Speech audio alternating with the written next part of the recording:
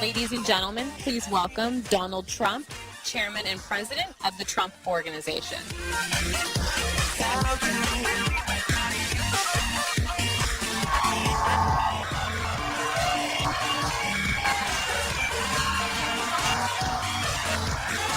Thank you very, very much. You notice no teleprompter. We don't have teleprompters. I just said, how many of these people are using teleprompters? They said almost all of them, so we can't do that. You know, I just left Trump National Doral in Miami, and it's a great place. I just spent $250 million rebuilding it, making it the best resort in the country, and I saw Tiger Woods this morning, Ernie Els, and Phil Mickelson.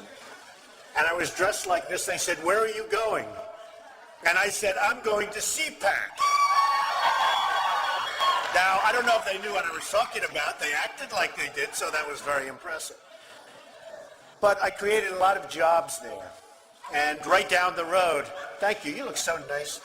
And right down the road, I'm creating jobs. We start in 1 month on the old post office, which is an incredible building. And tremendous numbers of jobs, lots of money going into it, and it'll be perhaps the most luxurious hotel when we finish anywhere in the world. And we're very proud of it, right on Pennsylvania Avenue, right next to the White House. And between the White House and Congress is sort of an interesting place to be. But I have to tell you that our country is in serious, serious trouble. We owe $17 trillion, our debt. How do you pay off 17 trillion? Nobody ever heard the expression a number of years ago. The word trillion. We have debt that's beyond belief. We have deficits that nobody can even comprehend. China, which I've been talking about for the last 5 years, yesterday, right in our face, they just devalued their currency. Now, for those that don't understand devaluation, what they're basically doing is saying, we're really ripping you big league. Nobody's ever done it better than us, but now we're going to really do it again. And the reason they did it, and everybody was surprised by it, was because our leadership is so weak and so pathetic that they can get away with it. And believe me, they're taking our jobs, and they're taking them big league. And China's not the only one. You look at other countries, they're all doing the same thing. They have no respect for our leader, and frankly, they have no respect any longer for our great country. And it's so simple to solve. What we need is a strong economy. What we need is jobs. Now, you hear these phony job numbers, 6.7%. The 6.7% is probably 21 or 22% real numbers. When you give up looking for a job, it's like they consider you employed. It's amazing.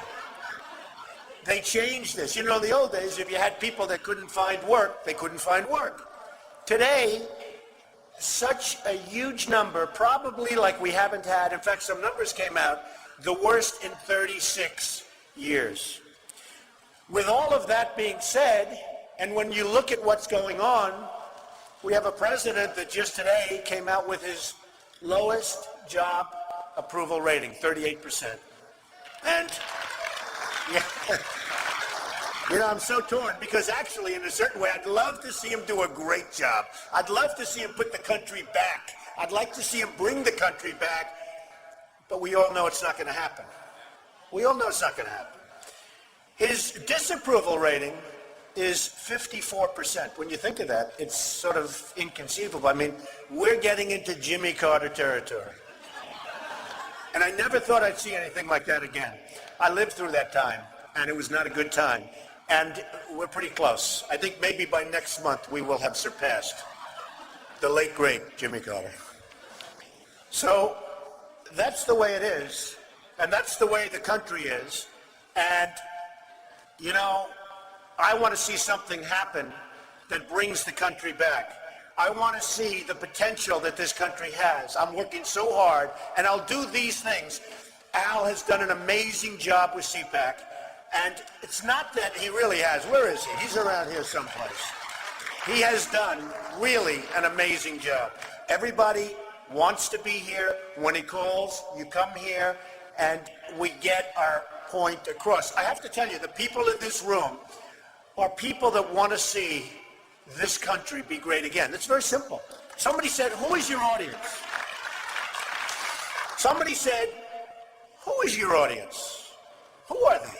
And I actually said, these are people that love the country, that want to see it be great again. It's very simple. So it's just one of those things. Now, we have a big election coming up in 2014.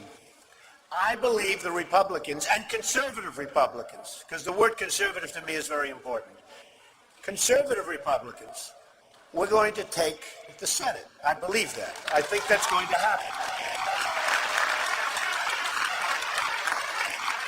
I think in 2016 you'll probably be running against Hillary. I think it's going to be a tough race, but I think it's going to be a race that by that time will be so bad that the Republicans will likewise take that, and then you can actually end Obamacare, which is a total catastrophe. A total catastrophe. The problem is that in 2016, if you look and if you study it like I do, all of the problems are being deferred to the year 2016 after the election. And I don't know how the Republican leadership has allowed that to happen, but it's happening. And I've read a lot of reports saying we're going to drift along, just keep drifting, and 2016, 2017, and 2018 are going to be an economic disaster. And you know, whoever's president, good luck. You're going to have to be very smart. You're going to have to be very, very sharp. But that's the way it is. They say 2016, after the election, 2017 and 2018, economic disaster. Some say economic catastrophe. So we have so many issues. If you think about this country, we have so many problems, and we have so little leadership. So little leadership. And it's all about the leadership. And she agrees with me. I love her. She agrees with everything I'm saying. I like it. You know, if you look at just what's been happening over the last couple of days, Russia and Putin. You know, I was in Moscow a couple of months ago. I owned the Miss Universe pageant. And they treated me so great. Putin even sent me a present, beautiful present with a beautiful note. I spoke to all of his people. And, you know, you look at what he's doing with President Obama, he's like toying with him. He's toying with him. So he has the Olympics. The day after the Olympics, he starts with Ukraine. The day after. How smart. You know, he didn't want to do it during the Olympics. Boom. The day after. So our athletes leave, we all leave, and the day after. And you know, when he goes in and takes Crimea, he's taking the heart and soul, because that's where all the money is. I was surprised. I heard that the other day. They were saying most of the wealth comes right from that area. That's the area with the wealth. So that means the rest of Ukraine will fall, and it's predicted to fall fairly quickly, because without the money, it's like this country. If we don't make this country great, it's going to fall. It's going to really fall. It's already falling. You go into our airports, you go look at our bridges, you look at our roadways. We're becoming a third world country. So when you see what they're doing in Ukraine, it's just a question of time. Now, Putin is very friendly with Iran. Iran is causing us tremendous problems. Syria, Afghanistan, Iraq. Iran is now selling to Iraq its weapons. Iran has already taken over, essentially, Iraq. It's amazing. Now, we lost tremendous lives, so many wounded warriors. These are great people. I know so many of them. I try and help as many as I can, but so many, so badly wounded. And these incredible people came back to this country, and what have we gotten for it? What have we gotten? We spent $2 trillion in Iraq, and then we pull out. Now, I took a lot of heat, except from conservative people. When we went over there, I said, hey, I assume we're taking the oil. Are we taking the oil? And people said, what a horrible thing to do. You know, in the old days, you had a war, You ever hear the expression, to the victor belongs the spoils? Okay? To the victor. And I took such heat. It actually was Al, it was at CPAC. I said, if we leave it, take the oil. At least pay us back. And I come out, front page news, oh, Trump is a horrible human being. He wants to take the oil from a sovereign country. Sovereign, give me a break. You see the people ripping off sovereign.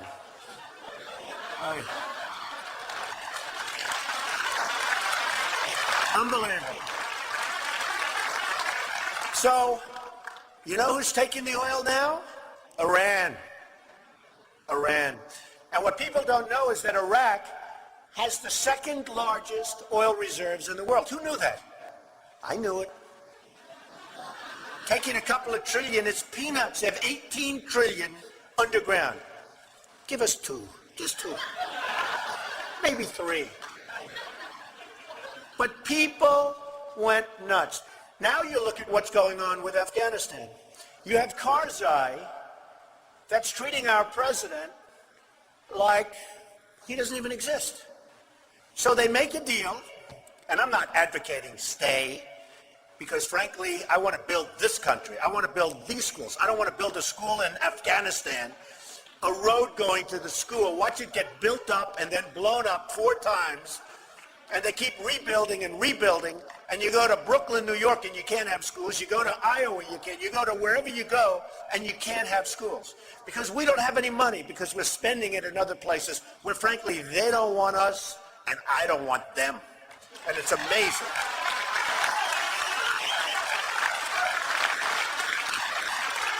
So in Afghanistan, they make a deal, and Karzai said, I'm not signing that deal. These stupid Americans, they're so stupid. They give me bundles of cash. You ever see, I want to know, who is the soldier?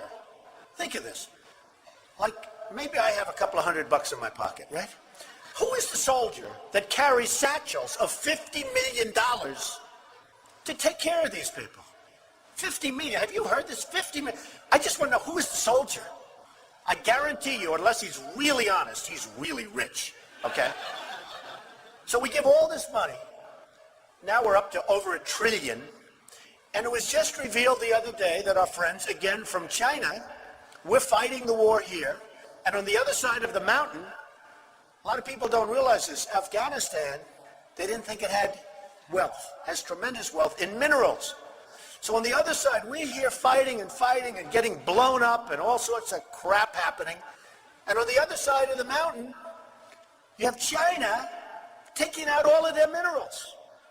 So this was reported big league the other day, but I said it 2 years ago. I knew because I have a lot of friends from China. By the way, I don't dislike China. And you know, Business Week did an article about the thing the Chinese most want. Different elements. The thing the Chinese want, and they had 10 of them. So the top 10 things. Now, I knocked the hell out of China fairly, and my friends respect me for it. They actually say, you're right. They live in China, and they say, you're right. I can't believe we're getting away with it. The thing they most want, you know what, one of the top 10 things? Anything Trump. You believe it? My apartments, my ties, they love me. They love me. I've got the largest bank in the world from China, Chinese bank, the largest in the world, biggest bank in China, is my tenant in one of my buildings. And they said, we'll never leave. We love you. We love the building. Because they're smart, and they respect you if you're smart. They don't respect stupid people. Okay? And that's what they're dealing with. Okay. Obamacare has to be changed. Has to be. Immigration. We're either a country or we're not. We either have borders or we don't. We either have borders or we don't. It's true. I mean, you know, you have a border, you have a country, and if you don't have a border, what are we? Just nothing. A nothing. And I feel strongly about that. And I have to say, as conservative people and as Republicans, many of you, some are so conservative you don't even want to be Republican, and I understand that too. But as conservative people and as Republicans, when you let the 11 million, which will grow to 30 million people in, I don't care who stands up, whether it's Marco Rubio or and talks about let everybody in.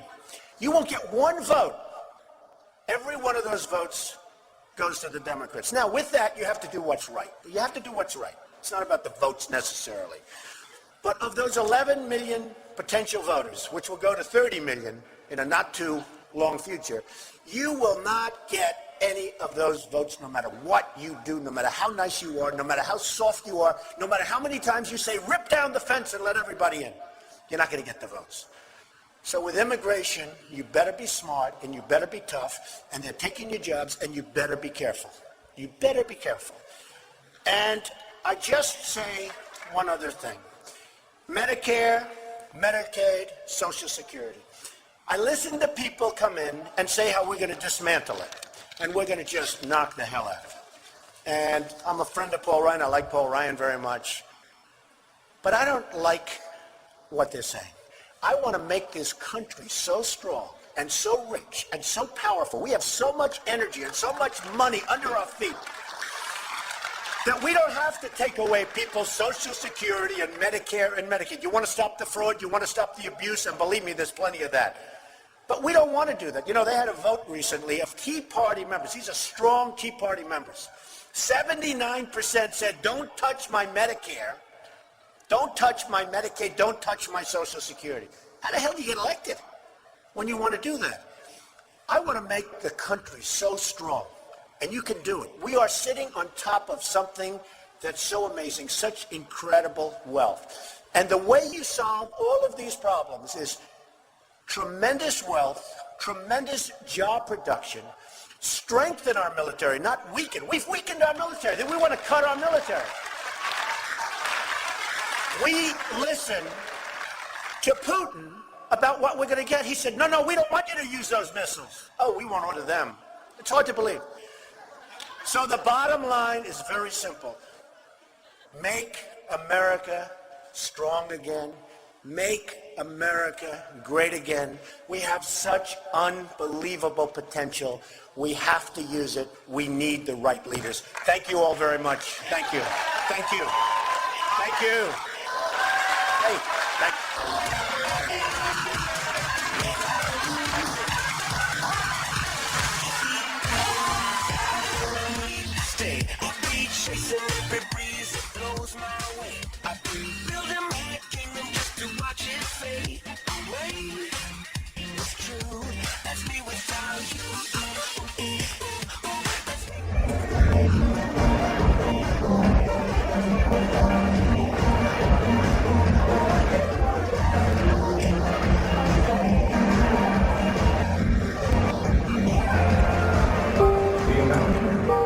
It's synonymous with everything good, and the life since it's never easy. Success is hard work, perseverance, stamina, and holding fast to core beliefs. But an out-of-control government has put the dream in jeopardy. 8 out of 10 Americans think it's harder to achieve the dream now than before, and will it even worse. And we'll leave our